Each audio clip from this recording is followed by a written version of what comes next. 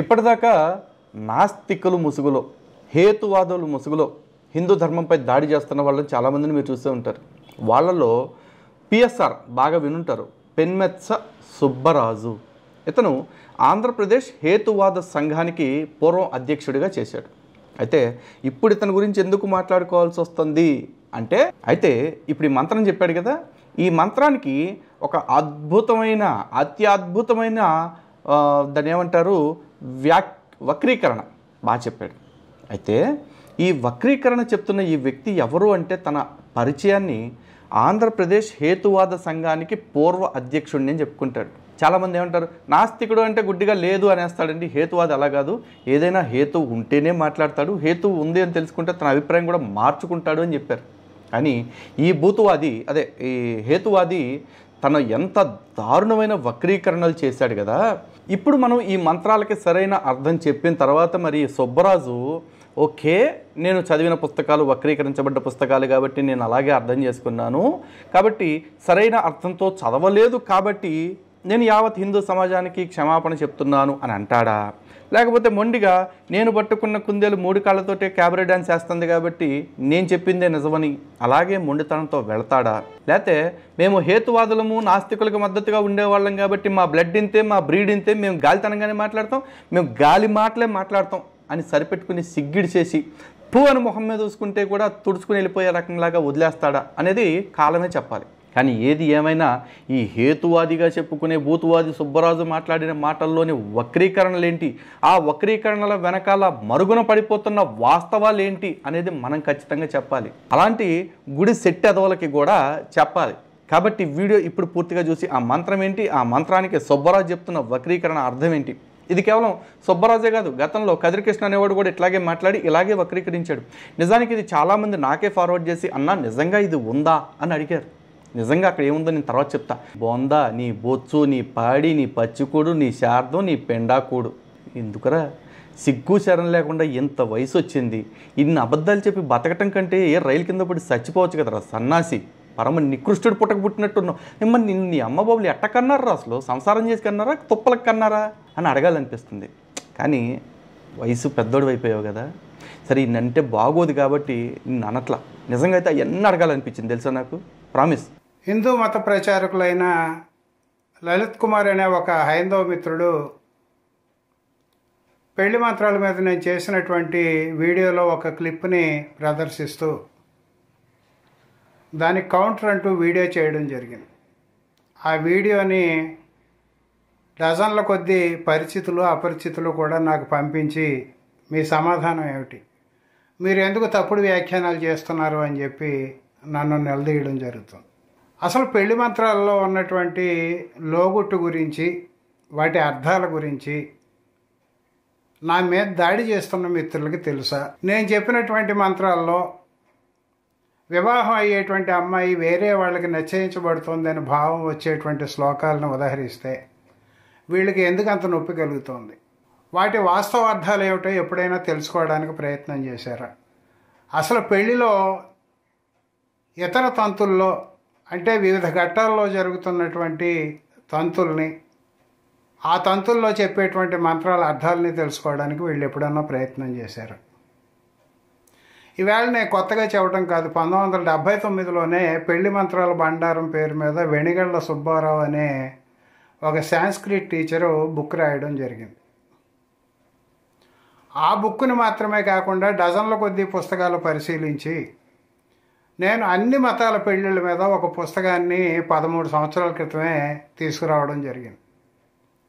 2012లో మా చిన్నబ్బాయి పెళ్ళి కట్న కానుకలు లేకుండా, జాతకాలు చూడకుండా, ముహూర్తాలు పెట్టకుండా, పురోహితులు లేకుండా, బాజా భజంత్రీలు లేకుండా వేదిక మీద నిర్వహించి ఆ పెళ్లికి వచ్చిన వాళ్ళందరికీ నేను రాసిన పుస్తకాన్ని బహుకరించాను.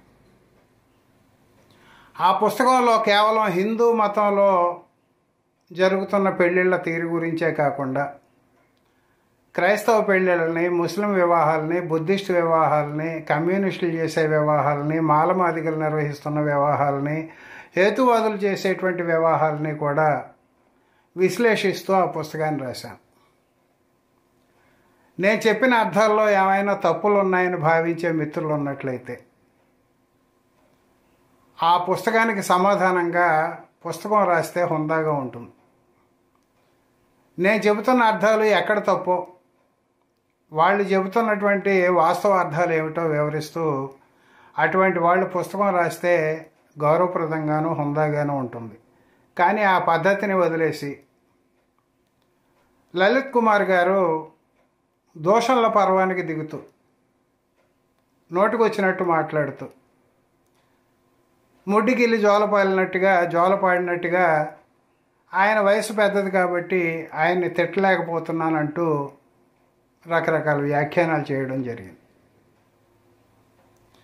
అయ్యా, పెళ్ళిళ్ళలో మీరు మంత్రాల పేరుతో నిర్వహిస్తున్నటువంటి వాటి గురించి వివాదం ఇవాళది కాదు. 50 సంవత్సరాల నుంచి తెలుగునాట నలుగుతూనే ఉంది. వెనిగళ్ల సుబ్బారావు గారు పెళ్లి మంత్రాల బండారం పేరుతో పుస్తకం రాస్తే ఇవాళ ట్యాంక్ బండ మీద విగ్రహం పెట్టినటువంటి కవిరాజ్ త్రిపురనేని రామస్వామి ఈ పెళ్లి మంత్రాలన్నీ అర్థం లేనివి, ఈ రకంగా పెళ్లి చేసుకుంటే ఉత్తమం అని చెప్పి వివాహ విధి పేరిట ఒక పుస్తకాన్ని 50 సంవత్సరాల క్రితమే తీసుకొచ్చాడే. అక్కడ దాకా ఎందుకు, పోతులూరు వీరబ్రహ్మం గారు కూడా హిందూ వివాహాల్లో జరిగేటువంటి మంత్రాలని విమర్శించడం జరిగింది. మనందరికీ తెలిసిన కవి ఒక అతను ఉన్నాడు. ఎవరు? వేమన. వేమన కూడా అందరికీ అర్థమయ్యే భాషలో ఒక పద్యం చెప్పాడు. ఆలిరంకు తెలుపు అఖిల యజ్ఞంబులు, తల్లి రంకు తెలుపు తద్దినాలు, కాని తెరువు కర్మకాండ కల్పితమాయే అన్నాడే. నువ్వు భార్యను పక్కన పెట్టి చేసేటువంటి ప్రతి క్రతువులోనూ కూడా నీ భార్య వ్యభిచారం చేస్తుందని నువ్వు అంగీకరించినట్టే. తల్లి రంకు తెలుపు తద్దినాలు, దీనికి అర్థం చెప్పక్కర్లేదు అనుకుంటా. కాని తెరువు కర్మకాండ కల్పితమాయే. వేమన్ని మనం ఒక సంస్కర్తగా గుర్తించాం. బహుశా మీలాంటి వాళ్ళు గుర్తించారో లేదో నాకు తెలియదు. ఇవన్నీ మనకు అవసరం లేనివి తెచ్చి మీద పెట్టుకున్నాం అని చెప్పి వేమని చెప్పాడు. లలిత్ కుమార్ గారు పరుషమైన భాష ఉపయోగిస్తూ నీ పెండం నీ శ్రాద్ధం అంటూ రకరకాల కామెంట్లు చేశాడు. పిండ ప్రదానాలు శ్రాద్ధ కర్మలు చేసేవాళ్ళు ఎవరో మనకు తెలుసు. హేతువాదులు చేయరు. హేతువాదులకి ఎవరి మీద ద్వేషం ఉండదు. ఎవరినో కించపరచడానికి వీడియోలు చేయరు. ఎవరిని తిట్టడానికి వీడియోలు చేయరు. ప్రత్యేకించి వ్యక్తిగతంగా దాడి చేయడానికి ఎవరు వీడియోలు చేయరు. నీ పిండం నీ శ్రాద్ధం అంటూ వ్యాఖ్యానాలు చేసినటువంటి లలిత్ కుమార్ గారు ఒక విషయం తెలుసుకోవాలి. మేము చెప్పేటువంటి అర్థాలు తప్పు అయితే అసలు పెళ్లిలో కన్యాదానంతో పురోహితుడికి సంబంధం లేకపోతే ఈ దేశంలో అనేక ప్రాంతాల్లో శూద్రుల భార్యల్ని మొదటి రోజు బ్రాహ్మణులు అనుభవించే హక్కు ఎందుకు ఉండేది? గతంలో శూద్రుల ఇళ్లలో పెళ్ళైతే ఆ గ్రామంలో ఉన్న భూస్వాములు ధనవంతులు ఎందుకు మొదటి రాత్రి అనుభవించేవారు? కనీసం ఈ కథనాలతో వచ్చిన సినిమాలన్నా మీరు చూసారా? బ్రాహ్మణులకి ఏ దానాలు చేయాలని చెప్పి బ్రాహ్మణులు లిస్టు చెప్పారా? ఆ లిస్టును ఎప్పుడైనా మీరు పరిశీలించారా? షోడశ దానాలు బ్రాహ్మణులకి చేయాలన్నారు. ఆ షోడశ దానాల్లో మొట్టమొదటి దానం ఏమిటి? కన్యాదానం. మీరు ఎప్పుడైనా ఆ శ్లోకం చదివారా? బ్రాహ్మణులకి చేయవలసిన దానాల్లో కన్యను ఎందుకు చేర్చారు? మాబోటి వాళ్ళు వీడియోలు చేసి విమర్శిస్తే విరుచుకుపడడం కాదు, వాస్తవాలు గమనించే ప్రయత్నం చేయండి. బ్రాహ్మణులకి చేయవలసిన 16 దానాలు ఇవని చెప్పి ఏం చెప్పారు మీరు? కన్యా కనక దాసీచ శకటాశ్వ గజాగృహం లాంగలం కాలపురుషం కాలచక్రం తథాక్షితి మేధస్య మహిషి శైవ శయ్యాచో భైతోముఖి తెలపర్వత విజ్ఞాయ మహాదానాన్ని షోడశ. ఏమిటి షోడశ దానాలు? ముందులో కన్యాదానం ఎందుకు చేరింది? కన్యను బ్రాహ్మణుడికి ఎందుకు దానం ఇవ్వాలి? ఈ ప్రశ్నకి సమాధానం చెప్పండి. ముందు మేము చెప్పే అర్థాల సంగతి తర్వాత చూద్దాం. పాణిగ్రహణం పేరు మీద ఇతర మంత్రాలను మీరు ఎప్పుడైనా పరిశీలించారా? సోమప్రథమో వివిధే గంధర్వో విదత్తర తృతీయో అగ్నిష్టేపతి స్తురి ఎస్తే మనుష్య అని పెళ్లిలో మంత్రం ఎందుకు చెబుతున్నారు? సోమోదద్గంధర్వాయ గంధర్వోదగ్నేరయించ పుత్రాక్షాదగ్నిర్మహ్యమధోయమాం అని పెళ్లిలో మంత్రం ఎందుకు చెబుతున్నారు? గర్భాధానం పేరిట చెబుతున్న మంత్రాల్లో అశ్లీలం ఎందుకుంది? అసలు గర్భాధానం పేరిట చెప్తున్నటువంటి మంత్రాలను మీరు ఎప్పుడైనా పరిశీలించారా? వాటి మీద నేను పుస్తకం రాశాను. దయచేసి మా భావాలు తప్పు, మేము చెప్పేటువంటి అర్థాలు తప్పు, సంస్కృతానికి నానార్థాలు ఉన్నాయి, అమ్మమ్మ అర్థాలు ఉన్నాయని మీరు భావించినట్లయితే వాటికి సమాధానం చెప్పడానికి ప్రయత్నించండి. మీరు ఇతరులకి సూటిగా సమాధానం చెప్పకుండా వాళ్ళని తిట్టడానికి ప్రయత్నిస్తున్నారు అంటే మీ దగ్గర సరైన సమాధానం లేదు అని అర్థం చేసుకోవాల్సి వస్తుంది. వేమన తల్లి రంకు తెలుపు తద్దినాలు అని ఎందుకు చెప్పాడో తెలుసా? మీరు ఒక కామెంట్ చేశారు మీ వీడియోలో, హేతువాదులంటే తమ పుట్టుకనే సందేహించేవాళ్ళు అని. మీ పుట్టుక మీద మీకు సందేహం ఉంటే ఈవేళ జన్యు పరీక్ష చేయించుకునే అవకాశం సైన్స్ కల్పించింది, మతం కల్పించలే. పుట్టుక మీద సందేహం ఉన్న వాళ్ళే తద్దినాల పేరు మీద పిండ ప్రదానాలు చేస్తారని చెప్పి వేమన ఎత్తి చూపెట్టాడు. ఎన్మే మాత ప్రలుభే చరిత్య ననువ్రత తన్మేరేత పితావృత్కామాభరణ్యోపపజ్యతే ఆముష్మై స్వాహ అని చెప్పి పిండ ప్రదాన సమయంలో పురోహితుడి చేత మంత్రం చెప్పించుకుంటూ ఉంటారు మీ బోటి వాళ్ళు.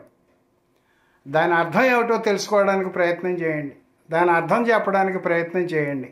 అప్పుడు వేమన తల్లిని ఎవరో అనుమానిస్తున్నట్టుగా చెప్పాడో మీకు అర్థం అవుతుంది, హేతువాదులు అనుమానించడం కాదు. అలా అనుమానిస్తూ శ్రాద్ధ కర్మలు పెడుతున్న వాళ్ళే ఈవేళ హైందవులు. మీరు దోషణలకు దిగడం వల్ల మీ మతాన్ని సంస్కరించలేరు. మీరు నిజంగా హిందూ మతం యొక్క క్షేమాన్ని ప్రచారాన్ని కోరుకునే వాళ్ళైతే హిందూ మతంలో ఉన్న కుల వ్యవస్థను నిరసించండి, కులాంతర వివాహాలని ప్రోత్సహించండి. ఈవేళ పేపర్లో వచ్చింది, తమిళనాడులో ఒక దళిత యువకుడు బుల్లెట్ కొనుక్కుని అగ్రవర్ణాలు ఎదురుగా నడిపాడని చెప్పి అతను 2 చేతులు నరికేశారు. అలా సిగ్గు శరం ఉన్నవాడు ఎవడైనా ఇలాంటి ఘటనలు సమర్థించగలడా? ఇలాంటి ఘటనలు విమర్శిస్తూ మీరు ఎందుకు వీడియోలు చేయడం లేదు? మాబోటు వాళ్ళ మీద పరుషవాక్యాలతో విరుచుకుపడే మీరు, మీ అనుచరుల చేత కూడా ఫోన్లు చేయించే మీరు ఇటువంటి వాటి మీద ఎందుకు స్పందించరు? ఎందుకు వీడియోలు చేయరు? హిందువులందరూ మన బంధువులు అని చెప్పి ఒక పక్కన చెబుతూ ఫలానా కులం వాళ్ళకే మేము ఇల్లు అద్దెకిస్తామని చెప్పి బోర్డులు పెడుతున్న వాళ్ళని మీరు ఎందుకు తప్పు పట్టరు? కులం కారణంగా మోటార్ సైకిల్ నడిపేయడం, చేతులు నరికేయడం అంతకంటే అమానుషం మరొకటి ఉంటుందా? మనందరం అన్నదమ్ములం, మనందరం హిందూ బంధువులం, ధర్మసింధువులం అని చెప్పి నీతులు వల్లిస్తూ కులాంతర వివాహం చేసుకుంటే పరువు హత్యలు చేస్తున్న వాళ్ళని విమర్శిస్తూ మీరు ఎందుకు వీడియోలు చేయరు? హిందూ మతంలో ఉన్న మౌఢ్యాన్ని నిరసిస్తూ మీరు ఎందుకు వీడియోలు చేయరు? కులాంతర వివాహాలు అవసరం ఉంది, ఈ కులభావన పోతే తప్ప మనలో సోదరభావం రాదు అని చెప్పి హిందువులకి మీరు ఎందుకు ఉద్బోధించరు? ఇటువంటి ప్రశ్నలు వేసుకోకుండా ఏదో మా మతాన్ని విమర్శిస్తారు, మా మంత్రాలను విమర్శించారు అని చెప్పి దాడి చేయడం అనేది మనుషులు చేసే పని కాదు. నేను ఒక్కటే ప్రశ్న అడుగుతున్నా, అసలు సంస్కృతంలో మనకు మంత్రాలు అవసరం ఏమిటి? మీరందరూ ఇళ్లలో మీ కోరికలను దేవుడికి నివేదించుకుంటే మీ మాతృభాషలో నివేదిస్తున్నారా, సంస్కృతంలో నివేదిస్తున్నారా? క్రైస్తవులు తమ పెళ్ళిళ్ళని తమకు అర్థమైన భాషలో చెప్పుకుంటూ నిర్వహిస్తున్నారు, ముస్లింలు తమకు అర్థమైన భాషలో చెప్పుకుంటూ నిర్వహిస్తున్నారు. మరి హిందువులు తమకు అర్థం కాని భాషలో పురోహితుడిని తీసుకొచ్చి వాళ్ళ కాళ్ళు కడిగి నెత్తి మీద నీళ్లు పోసుకుంటూ ఒక పక్క బూతులు తిట్టించుకుంటూ పెళ్ళిళ్ళు చేసుకోవాల్సిన అవసరం ఏముందని ప్రశ్నిస్తే దోషములతో సమాధానం ఇస్తారా? ఇదేనా మీ సంస్కారం? ఇదేనా మీ మతం నేర్పిన సంస్కారం? ఇదేనా మా మతం సోదరభావాన్ని చెబుతుంది, సహనాన్ని బోధిస్తుంది అని చెప్పి చెబుతూ మీరు చేస్తున్నటువంటి వీడియోలు ఒక్కసారి ప్రశ్నించుకోండి. వేమన చెప్పిన పద్యానికి అర్థం ఏమిటో, నేను చెప్పిన మంత్రానికి అర్థం ఏమిటో వివరించే ప్రయత్నం చేయండి. కుల వ్యవస్థను నిరసించండి. తమిళనాడులో జరిగిన దాడిని ఖండిస్తూ ఒక వీడియో చేయండి. అప్పుడు నిజంగా మీరు మీ మతాన్ని సంస్కరించుకోవడానికే బయలుదేరారని చెప్పి భావించే అవకాశం ఏర్పడుతుంది. అంతే తప్ప ఇలా దూషణలతో వీడియోలు చేస్తూ సమాజంలో మార్పు వస్తుందని చెప్పి ఆశించడం పొరపాటు భావన అవుతుందని చెప్పి మనవి చేస్తూ, మిమ్మల్ని ఆదర్శంగా తీసుకుని దాడి చేయడానికి ప్రయత్నించేటువంటి మిత్రుల పట్ల నా సానుభూతి వ్యక్తం చేస్తూ సెలవు తీసుకుంటున్నాను.